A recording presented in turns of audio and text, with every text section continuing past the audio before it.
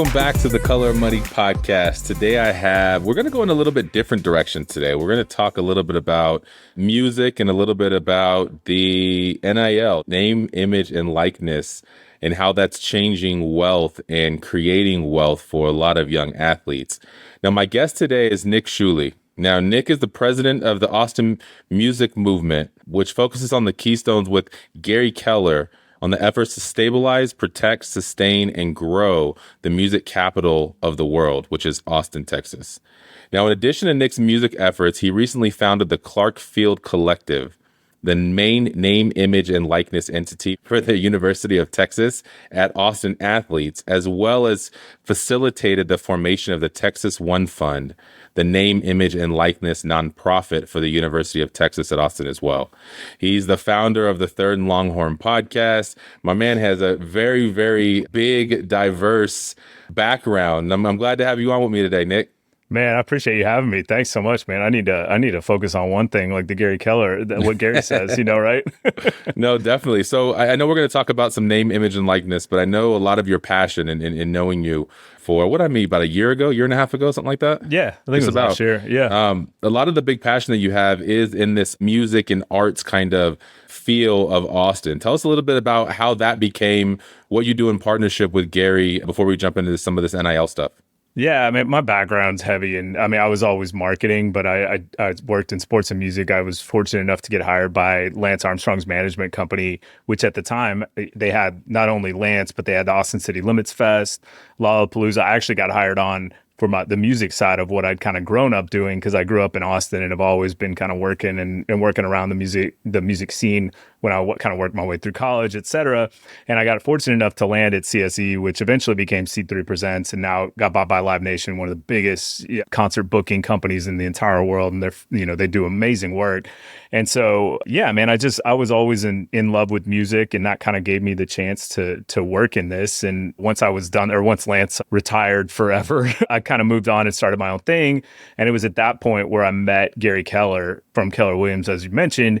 And he kind of pitched me this idea of, he's like, look, there's so much happening in Austin musically, and there's so much good stuff going on, but we need to figure out how to keep the music here as the city grows and the growth happens here. And so that kind of became this effort that we started together, which involves raising funds for the music-related nonprofits, which provide healthcare, mental health and addiction services, ability to pay artists, and education. So there's some amazing things that does. And then we kind of help formulate a civic effort to get access to some of the taxes, so that some of these music venues and places don't get pushed out. Because obviously, if we look at what happened in San Francisco in the 60s and 70s was like the creative hotbed of America. Yeah. Everybody moves there, all the tech moves there. And what happens is the cost of living and the cost of owning buildings, et cetera, skyrockets, and you push out a lot of what you loved and the reason you came there. And so we're kind of created an effort to try to ensure that doesn't happen in Austin. And that's the Austin Music Movement. And it's a mix of nonprofit, civic, and, and just basic fundraising efforts to try to keep it here and just, working with people and try to help them. That's a big pillar of wealth building is that give back. It's that 501c3. How are we going to put our money to use to really preserve the things that used to be, or put money in funds to help the future, or the musicians of the future, right? It's a tale as old as time. Like, everybody moves to these places because they're so great, but then, it becomes, it's in such high demand, and everybody wants to be there, that the people we love and the reasons we came there can't afford to be there. And so it's, it takes a concerted effort, and there's so many examples in the history of the world, and it's going to continue to happen. But I think if you don't make a concerted effort, it's just going to take care of itself. Yeah. And not in the way you want. And you're going to wake up one day and say, what happened to the soul of this city? Like, what happened to all these things we love? And now we've got all these businesses and all these people. It's great, but what do we do now? Where do I go find my artistic outlets or the things I love? Those are definitely two things I love about Austin, is the barbecue and the live music. Like, I didn't know much of that. We go to mega camp every year to Austin, and prior to going there, I heard of South by Southwest, but didn't really understand how much of that culture in that city is built around music, and how long it's been the music capital of the world. It's pretty wild. Yeah, and a lot South by is kind of responsible, and not in a bad way, of a lot of the growth, because the whole music industry would come here for 1 week when it was just a music conference. Then it became music, tech, film, and everybody come in and they're like, "This city's awesome. The weather's great. Everybody's super cool. Everybody's accepting. Everybody's friendly." And they're like, "What?" And it's affordable. They're like, "Why are we not in Austin?" And so, but the funny thing is, they're like, "There's music everywhere at all times." But that's really 1 week a year. There's music but there are. I mean, there's obviously tons of concerts every day. But South by is a very different animal, because it is. You can't even go to a gas station without seeing a band playing during South by. That's so wild. That's that's on the bucket list. I definitely want to go do that. And it's such a cool week because now comedians are there now too that week, and tech is there. Like it's grown significantly, huh? Yeah, our comedy scene exploded. The folks at the Paramount Theater here started the Moon Tower Comedy Festival, and it's turned into one of the biggest comedy festivals in the world. And that's kind of what led to a lot of the, Joe Rogan, Tom Segura, like all these people moved to Austin because same thing. It was like they came here and they're like, "This is awesome. People are cool and the place is affordable. So let's ride." No, for sure. Now, I want to switch gears a little bit. So the reason I wanted to have you on, we talked about, establishing the NIL, the name, image, and likeness program for the University of Texas here a few years ago. And it's a fascinating thing that we're in today, because we're literally giving these athletes thousands, tens of thousands, hundreds of thousands of dollars, millions in some situation. And I think it's helping accelerate the potential of wealth building before they become professional athletes. If you think about college sports as an amateur sport, it's the highest paying amateur sport that's out there. What have you seen in growing that? And what are the effects, the pros and cons that you've seen with athletes, and how they start thinking about wealth or building wealth in that perspective? You have to kind of start at the beginning of that, because the landscape was such that, look, the college sports have long been just a enormous industry, right? Like there's so much money getting passed through in college sports, and there always has been, but it was always set up where the athletes weren't a part of that. They weren't participating because they were the argument was they're getting room and board, and they're getting an education and whatever, and that should be enough for you. You should be happy, right? Yeah, it's like, hey, thanks for bringing in $20 million this year, but yeah, like we're going to go build some more buildings or things like that. And so it's been something where it was always set up that way, and people just assumed it was going to be that way forever, even though there was so much rumbling. And thank goodness Ed O'Bannon stepped up and raised these issues, because it's not right, man. We know it's not right, and just the whole setup. They took this thing to the Supreme Court, and it was voted unanimously that this was illegal, and just the fact that it was like that. So, but all that to be said, the whole landscape was so weird, and especially at the beginning of this, because no one planned on this. And then all of a sudden somebody was like, just throw the floodgate open, let's go. And so there was no rules, no guardrails. You had state laws that differed from NCAA rules. You had all of these things. And so there was no way to put the guardrails in place. And, the correct answer for this is the writing should have been on the wall for a long time that this would happen, and there should have been a plan. And because of that, I think we had chaos is the wrong word. It wasn't chaos. It was a little bit of controlled chaos, a little bit of police chaos, but it was such a just figure it out as you go. And when we started, I got into, sorry, I'll answer your question eventually, but I got into it because I used to live with a couple of the basketball players at Texas when I went to school.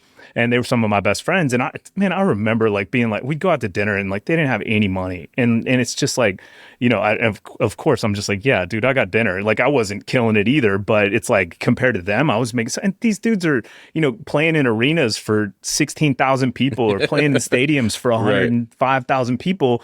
And they can't afford to buy, the burger at Wendy's where we're at, and so it's just but I got into it because I'd worked with Lance for so long, and I knew those guys, and there was a kid at Texas named Andrew Jones who has this amazing story. He had leukemia, survived, came back, became the leading scorer on Texas. And my buddies reached out and were like, dude, can you help this kid? This whole NIL is a thing now, and he can make money, but we think he should start to do speaking circuits because his story's so good. And they're like, you help Lance with that. Can you help him? So I go have burgers with this kid. Amazing kid. Andrew's such a special human. And he was like, I want to figure out how, look, I don't think I'm going to get rich, but I want to make sure that at least half of everything I earn goes to cancer research. He's like, because that's the reason I'm here. And I was like, dude, I'm in. Like, I was like, I will help you with whatever. I don't want a dollar from you. And his response was, well, I don't know how the rules work. Can you go talk to compliance? Which, if you know what compliance is, like back in the day, like compliance were like the sheriffs, like Yeah, of for like, sure. hey, you didn't pay for this burger, this kind of stuff. And so I was like, sure, dude, I'll go meet with them, And so go meet with them.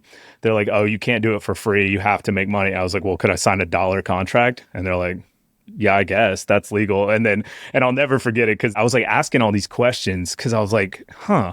And I was like, are kids here just making so much money? And they were like, well, there's some stuff going on. This is like October of the year it launched. So I think it's 21, maybe 22. 21, yeah. Yeah, I think it's 21. Sorry, it's been a while. And I was like, oh, is everybody just getting rich? And they're like, oh, there's some stuff going on. And I was like, at Texas? Like, that's the response. I mean, Texas is like, I think it's the second biggest university in the US. Like, there's like 60,000 kids at that school, something like that.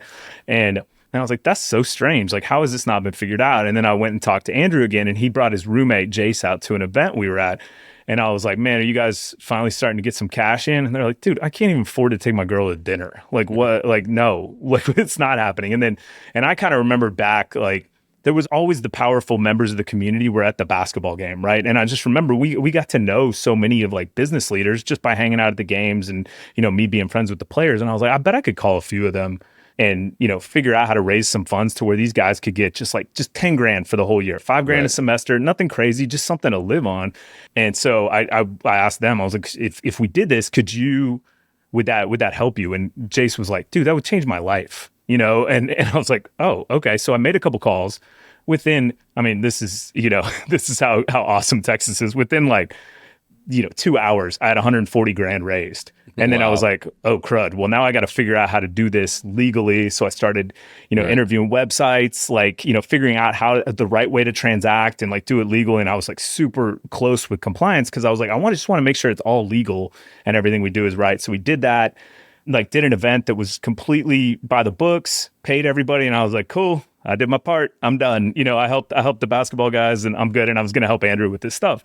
And of course, after that, everybody started ringing on my phone, like, are you going to help football now, son? And I was like, well, dude, I have a job, and so that eventually, obviously taking Gary's advice, Gary was like, well, you kind of got the tiger by the tail here, so you should probably figure this out. So, and he's like, and he, God bless Gary, because I was the same way. He's like, you have a responsibility. You figured out a way to help these kids and to help create a process. And so we did that.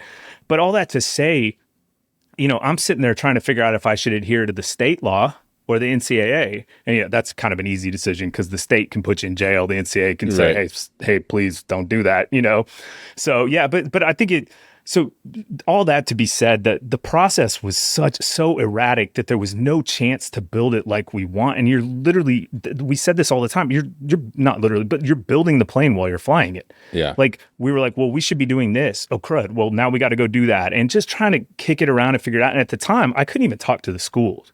The only person I could talk to was compliance because it was illegal for the collectives to talk to the schools, which, when you're trying to figure out how to help and do something right, it makes it really, really hard. But yeah, it's just when those structures aren't in place and then you just have a flood of money coming in and it's nobody's fault minus maybe the NCAA, it's irresponsible to just throw that kind of money at people and not teach people about quarterly taxes and all of the things that come with that. So yeah, it's just, man, it was a tough setup to begin with, and I still think it's not been figured out, obviously. So that kind of answers your question, I think. Yeah. But, sorry, that was a long answer. No, it was, but I think it's important that because I think my thought with thinking about this NIL play and a lot of things that you've done from early on have been very philanthropic, right? That you just really want to help people, want to help the community. What do you think?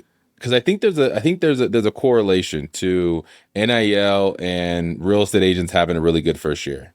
You go from not making my biggest salary I ever made in my life was like 46,000 before my first year in real estate, where I made over 200K, and I'm like, there's no lessons on what I should do or principles on how I should spend that money or save that money or invest that money. What have you seen as you've gotten through this? We were talking a little bit about some of the principles that you would encourage some of these sponsors to include for these kids to help them rather than just writing them a check and saying, all right, cool, we're good. Congratulations, there's your money. What do you think, as whether it's a new agent, a new business owner, a new athlete, what are some of the principles that you think they should be focused on when you do come into that big amount of money? Well, I tried to sit with every kid, like to try to help. And I say kid, they're adults at that point. You're 18, but I still consider myself a kid when I was 18. but the hardest thing to instill is that it's just like they have the same talks in the NFL. And I actually kind of studied what the NFL teaches, like how they try to teach. And not that I'm not qualified to tell people how to manage their money. I'm not qualified for any of that, but I am qualified to like say like, hey, you should go talk to some people smarter than me. And I think that's the toughest part, to just hand someone money, like you just said. Like, imagine yourself at 18 with 150 grand or 200 grand, like that. Like, I can't even imagine what that was like. I wasn't anywhere near that kind of money, and so to not have anyone telling you, hey, this might be the last check you ever get from sports, right? Mm-hmm. And understanding like, hey, you could get injured. The career, the lifespan in the NFL is so short. But you have a moment now. And so what I tried to instill in the kids was the networking. Networking was the biggest thing to me. I'm like, you have this moment, because I watched it when we did that event. I watched all the donors and all their families, and every single one of them texted me like, that's the coolest thing I've ever been to. They just hung out for an hour with the basketball team. It wasn't like we didn't do anything. There was fajitas and people just chilling, and they all were like, my grandkids were the most excited they've ever been. And I'm like, wait a second, these insanely successful people who are at the top of every empire in Austin, are all freaking out about hanging out with these guys. And so I was like, whoa, why don't we start matching that up? And so I'd have conversations with each one of the kids. So it was all about networking while you can, because your value is so high right now. Everyone wants to hang out with you. Everyone wants to talk to you. But mind you, the second you take off that jersey, doesn't. And that's part of what we heard from the alums. We're like, dude, people won't pick up my call anymore, and stuff like that. And you're like, dang, you've got this limited moment where you can, not take advantage, but take advantage of the situation and say, hey, I want to network with these people. So networking was so key, but also understanding, like, I tried to instill like, hey, 30% of this at least isn't going to be yours. And just know that, because if you spend that, you're going to be in some hot water. And trying to understand that check might never come again is the other thing that like, you're 18, man, you're invincible. Mm-hmm. And so I tried to instill networking, understanding some type of money management. And any kid that we do an event and they get $1,000 or $5,000 or whatever they got. And if that kid texted me within 2 days and was like, hey, when's the next one? I would call them and be like, dude, it's already gone. Breathe. Okay. Like, cause this could stop at any, cause we didn't know NIL might get outlawed. So I was like, dude, these could stop at any second. So just try to see the long game. And man, like, I would say like 80% of the kids were super responsible. And I'd say that to them. I was like, man, I just given them advice that my dad gave me, of like, hey, look, you got that paycheck. Cool. Go blow $100 of it or $200 of it. And for them, I was just like, go spend part of it on yourself and enjoy it, but make sure you're at least saving some. And then I would talk to each of them about, hey, what do you want to do when you're done? And, and I was like, I know you haven't thought that far ahead, but what interests you? Do you like accounting? Do you like real estate? Do you like law? What do you want? And most of them would give me a good list of like, I kind of want it. And I'd try to match them up with these donors. And I'd be like, hey, famous linebacker wants to have lunch with you. Would you be down? And they're like, heck yeah. And so just trying to create those relationships for them. But man, it's tough. I'm not qualified to give them that kind of advice, but I would help them navigate to places where I'm like, you need to be around people you can trust. People you can trust that can help you on the next phase, because there is going to be a next phase of life. Yeah. It's not necessarily going to be professional sports, right? Yeah. And I think when this thing just dawned on me, maybe NIL is going to be better for money management, for professionalism, for learning the things that matter earlier, because usually you don't get this until you get your first payday in the league. And then oftentimes it's just a little bit too late. It's too much money, or it's not, it's a good chunk of change, but now you're a professional athlete and you may literally be in and out in 2 or 3 years and never touch that money again. At least if we're starting with 50, 75, 100,000 early, maybe we're learning different principles heading into the league. I think that's totally fair. And maybe it is the lesson you need where, freshman year you made 50 grand and you blew it all and you're like, oh crud, I need to be smarter about this sophomore year. And I agree with you. It does. And we've seen that, like the way interviews and things like that work in like football are that they'll select certain people that week to talk to the media, right? So there's a lot of guys that you've heard maybe talk once in their whole career, the entire time they're at Texas, right? So they don't get that media training until like later. And Texas does a really good job with that.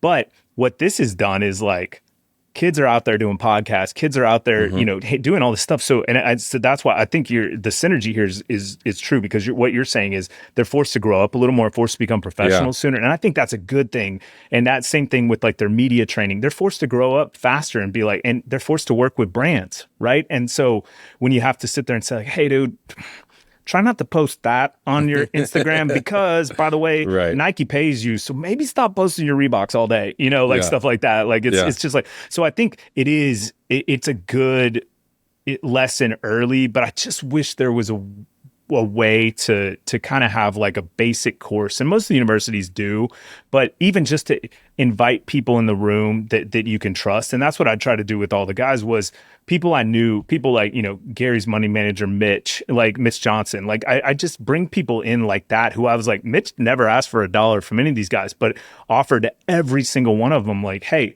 if you need help, I got you. Mm-hmm. And I was just like, you need to find people like that. And it's not that people who make money off you are bad, right?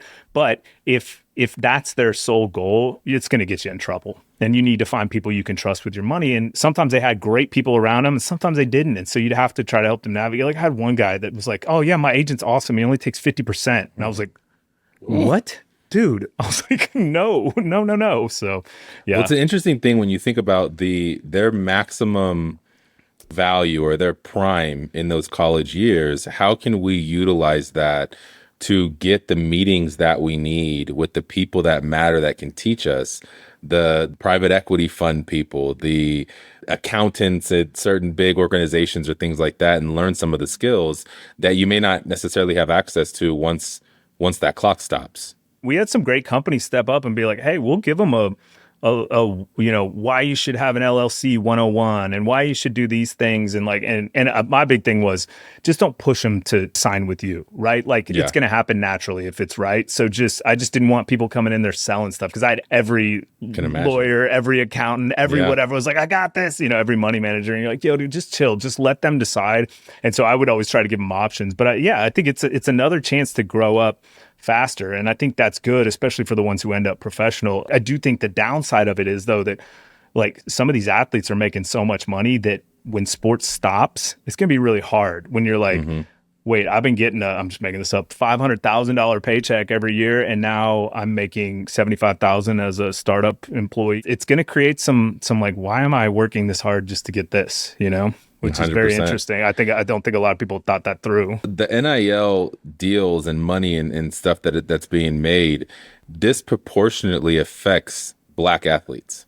100%. I think I saw some number where it was like the disparity between races. It's like 92% go to Black athletes or something insane like that. And you mentioned something a bit ago. You said, like my dad taught me, you get this paycheck, 30% needs to go to taxes. And I think it's important for all of us to, I know you don't have any kids yet, but to really talk about money and the principles of money with our youth, because these are conversations we should be having at the dinner table. Yep. These are conversations that we should be having with our 10-year-olds, our 8-year-olds, our 15-year-olds and whatnot, because we don't talk about it enough to even have it be on the radar to prepare us. Credit, income, taxes, investments, the compound effect on investments.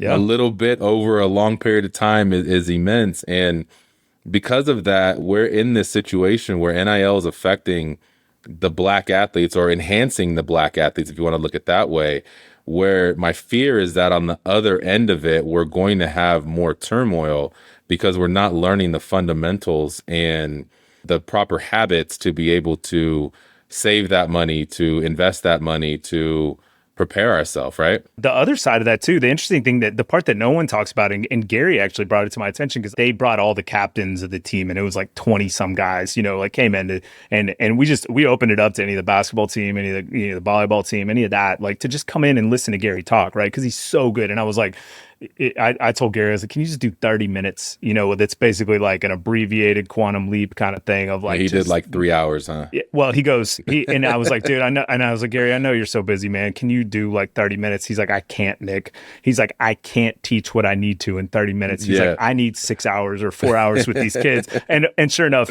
Gary does 4 hours with these kids. And I was worried they were going to be falling asleep or bored. Man, it was so awesome. But Gary said something, because it was the part I never thought about, is a lot of the kids had come from nothing, right? And so this was the first money they got, and they were, like saying all the right stuff and doing the right things. The one kid raised his hand, and he was a captain. He was like, I give every single dollar I make back to my family to support them. And I was like, oh, that's incredible. And Gary goes, I love that, and I love your heart. Stop. And then the kid was like, what? And he was like, if you continue to give all your money to your family, he's like, you're going to be sitting by them in 2 years or 5 years. He's like, whereas if you can figure out how to invest that, how to create some wealth for yourself, he's like, you're gonna be able to support and help forever. And I was like, damn, because like you don't think about that side, right? All anybody talks about is everybody's buying cars and chains and blah blah. It's the same crap everybody always says, and it's not true. Like a lot of the kids are super responsible, and a lot of them operate like that gentleman did. Like they want to give everything back to their families, and so it's like even that side of the money management is such an interesting topic, right? Of like, hey, I can only support you so much because I need to invest this, and so it's trying to figure out how you create those systems or courses. But the problem is nobody wants to sit through those courses either, is the tough part. So you have to try to meet people where they are and figure that out. And the sad part is that Texas, there's 600 athletes. You just don't have time to do it, or you can offer something and you'll get, 30% of them show up. So it's fascinating, man. But I totally agree with you. It definitely disproportionately affects the Black community. And I think that there needs to be a responsibility of like getting the right people in the room and the right resources who have a good heart. And I know that sounds so like, so idealistic, but it's true. Because these kids are surrounded by people every single day that are trying to make $1 off of them. It's trying to find somebody who like, hey, we can make money together. We can create win-wins, like these can happen, but like, we're going to have to, you got to get the right people in your corner. And so so many kids I would find out didn't even have access to their Open Doors account, which was their account, which we pay and you upload proof and verify. And so there's like a digital trail to make sure everything's done above the board. And like some of these kids wouldn't even have access to they'd text me and be like, hey, where's my money? And I'm like, oh, it's in your Open Doors account. They're like, I don't have that. And you're like, yeah, well, yeah, you do. Because that's how we did the deal and you accepted it. They're like, oh, I didn't accept it. Like so-and-so just told me to show up here. And I was like, oh man. Oh boy. And so I'd make sure I'd call Open Doors and say, like, we need to add another, because you can CC. And I was like, they should at least be CC'd. And I don't care. And so I would walk all the kids through adding their name to their account, because like you should know what's coming in your account, and Totally. And there's a lot of people out there that are trying to take it. So it's just, the whole thing was just such a mess. And, and it was honestly like, you see all these gray hairs, man. So much of it came from that, because it was stressful, man. And we were trying to do it right. And my talks eventually with the school and with everything is, if you build this correctly and the kids are happy, everything else is going to take care of itself. Your recruiting is going to be better. Like your players are going to be happier. Stop thinking about it of like, how can we win, or how can we, make sure that this, that, and this happens. And instead make your employees, make them happy and excited about what they're doing. And your school is just going to flourish. They're going to win. They're going to like help get, because the kids listen to each other on the recruiting trail. Like they know, right. They're like, yeah, that coach said this, but they never came through, and they talk. So it's fascinating, man. But it's just not much ever happens and from the player perspective. And I think that's the issue that we have. And that's how the whole NCAA was built. We have a down payment assistance program that we have here in Colorado. And in order to get the funds, you have to go to this first time home buyer class. You've got to get a certificate, and you got to have an exit interview. And it's almost like if you're going to accept NIL money, you should be required to take some sort of education around how we can better your future. It doesn't have to be a semester long. It can be 6 hours, 4 hours, whatever it is, just to teach you some of the fundamentals and basics and at least say that we're watching out for you. We're not just cutting the check. Well, man, I found out that Texas actually has that course, and it's a required course, but every school has the same problem of even that required course. Like, you can't totally require it legally because they can't enforce the NIL rules. The school can't, right? That's fair, yeah.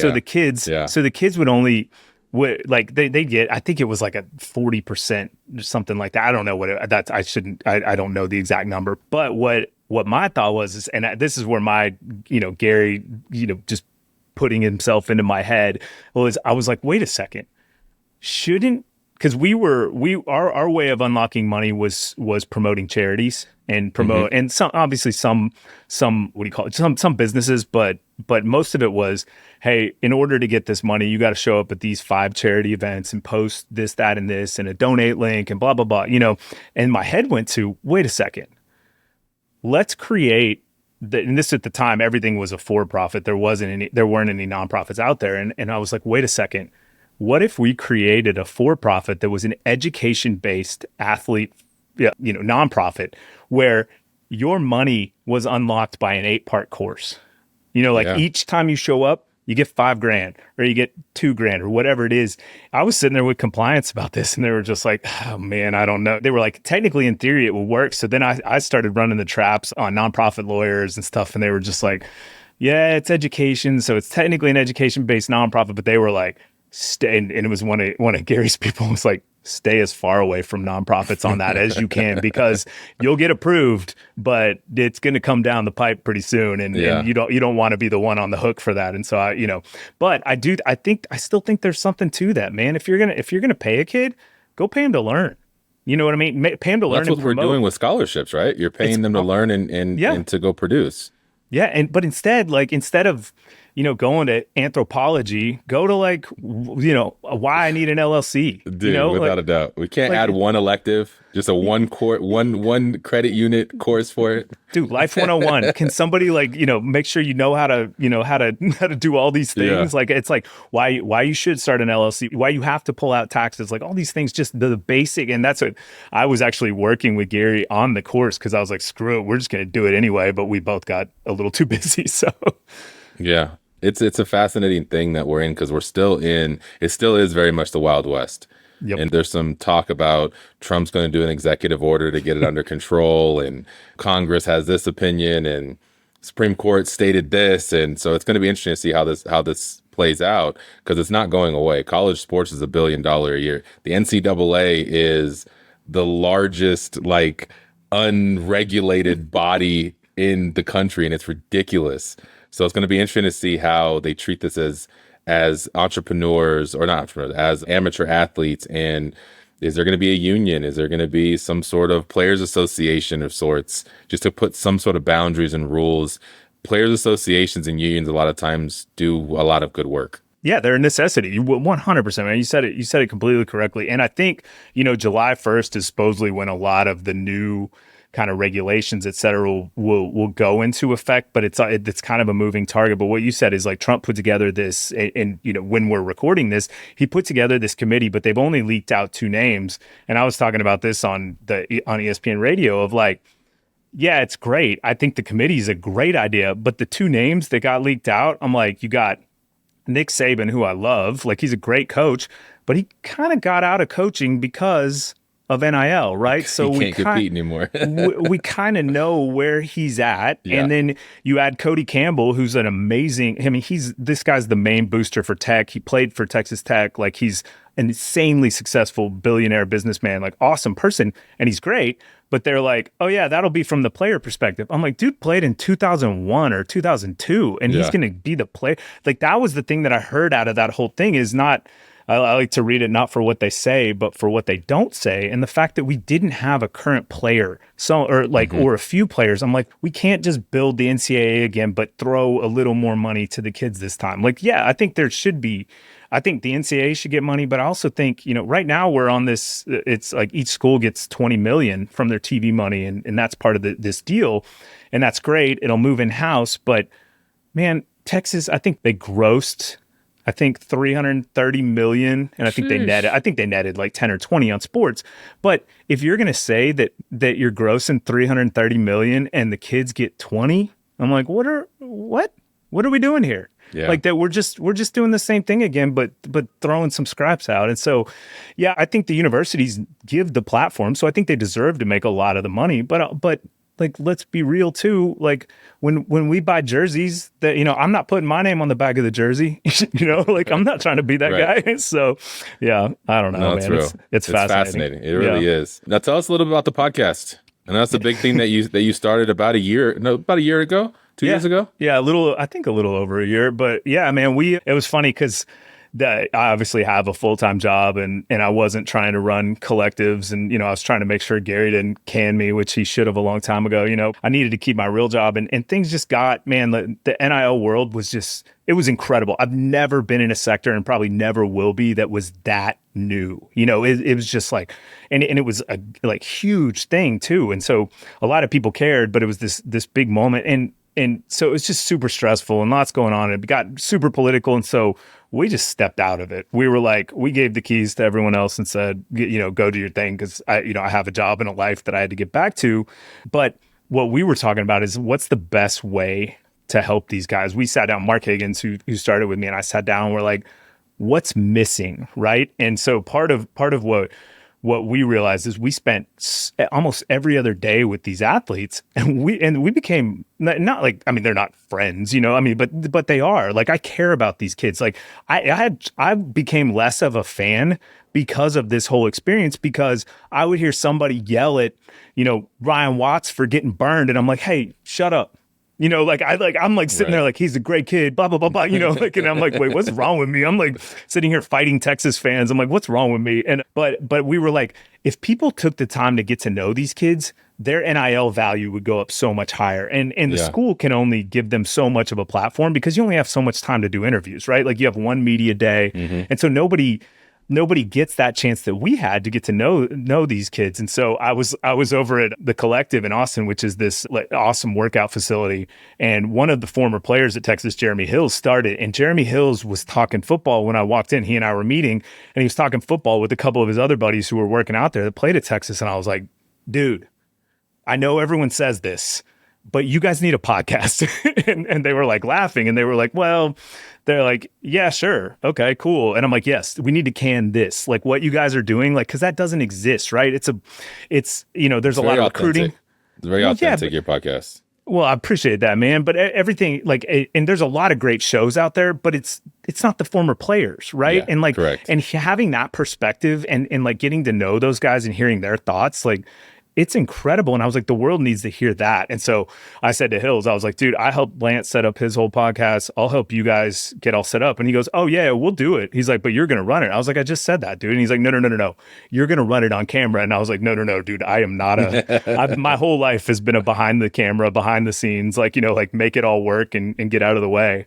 And they were just like, well, we won't do it unless you do it. So I was like, all right, sure. So I became the Ernie Johnson of the damn thing, but man, it's been so cool. We just, we sneakily filmed it up in Gary's suite without him knowing, and, and just put out a couple episodes, and we're like, dang, this is getting 500 or 1,000 views. That's cool, man. And, and then one day Gary's assistant was like, why are you guys shooting up in the suite? She knew about it. I was like, how'd you know about that? And she was like, why don't you just shoot in the studio? And I was like, we can shoot in the studio. I've never even been in the studio either, Yeah. And she was like, yeah. If it's open, just talk to the video people and do it. So, well, our podcast goes from looking like, we're filmed in somebody's office to being actually filmed in a studio and, super pro. And man, we just couldn't believe it. The views just kept climbing. And there were videos that during the season were getting 28,000 views or something crazy. And we're just like, that it's insanity. But it's been great because what we wanted to do was during the season to build the views, we'll do like preview shows and post game shows to kind of talk about it and build up the audience. But in the off season, we use that to interview the players. And then it turned into like the platform was just for football. But then, I had like the volleyball coach, Jared Elliott, being like, yo, I'm coming on the podcast. I was like, well, dude, it's kind of about football. He's like, I'll make it work. Just let me on. And so I was like, okay. And dude, so he comes on, and then all these other coaches are like, I want to be on. And so then we had like coaches from the school like calling us, and they were like, hey, can one of our rowing athletes, so not players, like come on the show? And I'm like, yeah, sure. So we kind of like defaulted into this like, kind of behind the scenes podcast for Texas and the athletes. And it's just been awesome, man. And we've gotten to know just so many awesome people. And yeah, it's kind of been a little labor of love, but we just enjoy it, man. And I think it's so healthy for all of us to go yap about football, because, we all do it anyway. And this way we get to fight on camera.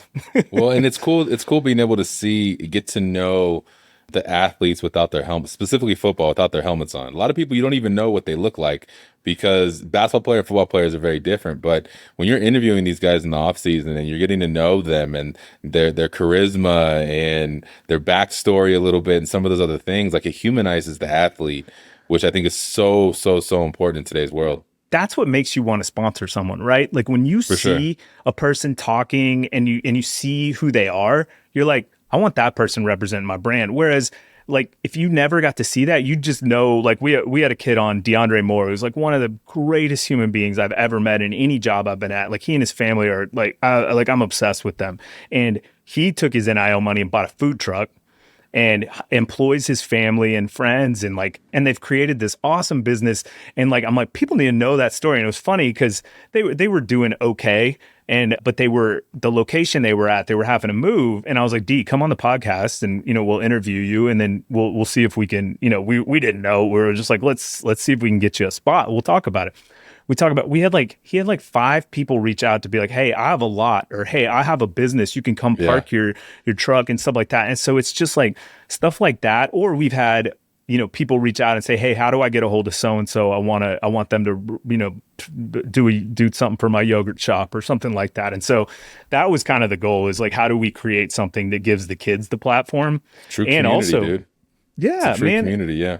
And like a bunch of the kids will be like, hey, that graduate or something will be like, hey, can I come on the post game and like talk about the game? I'm like, dude, come on. We just have an open invite, man. It's like, obviously we only have so much space, but it's created like this circle for all the former players that's given them the new life at the university, as well as just like, not that they need a purpose. Like, a lot of these guys were, already have tons going on, but we have Derek Johnson on the podcast, who's like, top 5 all-time UT players, or top 10. I'm probably get yelled at for saying top 5, but like he's like he's the all-time leader for the Chiefs in tackles. Like, the guy's an absolute, just unbelievable player. He came up to us and was like, hey, I just did this signing at the stadium for like T-Mobile or something. And he's like, nobody talked to me about football. All they kept talking about was Third and Longhorn, and they wanted a shirt or something like that. And we were just like, oh, that's so sick, dude. That is sick. It's cool. Yeah, man, it's been fun. So good stuff, man. Now, as we wrap up, you've been around a lot of very successful business owners, entrepreneurs, athletes, famous people, comedians, musicians, all the things. If you want to leave our listeners with just one thing, what is one thing, one takeaway from, whether it be wealth building, philanthropy, mindset? Like, what is one thing you want to leave everybody with from all that knowledge? It's from Gary, and it's twofold. It's no one succeeds alone, right? Like, you're so much more powerful with someone else, but also like understanding that if you invest in people, that's going to come back to you so much more, and not necessarily financially, but also like it can, and it's like, those are where the relationships come from. If you invest in people and, give the time and actually help people, like, that changes lives. And then it might not necessarily come back to you, but most of the time it does. And I think that's the key, is investing in people. And the other thing Gary says that I love is, he's always like, money's only good for the good it can do for others. And he lives that. Yeah. And I think that's, if you have those values and do things that way, the right things are going to come to you, right? It may not pay off that first day or that first year, but good things are going to happen. And if it's authentic, people are going to realize that, I think. I love it. Well, thank you for coming on, man. It was a great conversation, and I really enjoyed it. Man, I'm honored to be on. Thank you. Thanks so much for having me, man. Yeah, my pleasure. Until next time, friends, we'll see you soon. This podcast is for general informational purposes only.